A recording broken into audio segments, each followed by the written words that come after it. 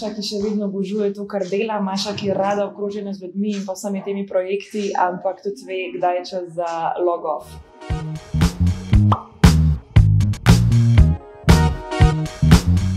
Če si toliko obkrožen z ljudmi, z informacijami, te včasih pomirja, da si lahko samo v svoji pisarni z računalnikom, s številkami v tistem svojem svetu.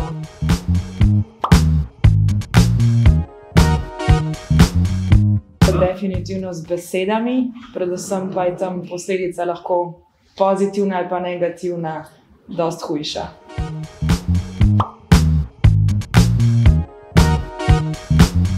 Razmišljamo, kaj bi lahko naredili za razvoj talentov, za razvoj posameznikov, vodij, strokovnjakov v podjetjih, da v bistvu s tem razvojem lahko sledijo potem tudi strategiji podjetja.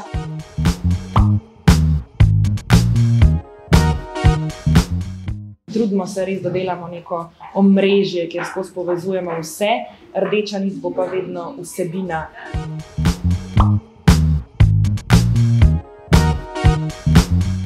Mladim, ki imajo cirka 5 let delovnih izkušenj, kakšno manj, kakšno več, predvsem pa bi želeli nekaj narediti na osebnem in kariernem razvoju.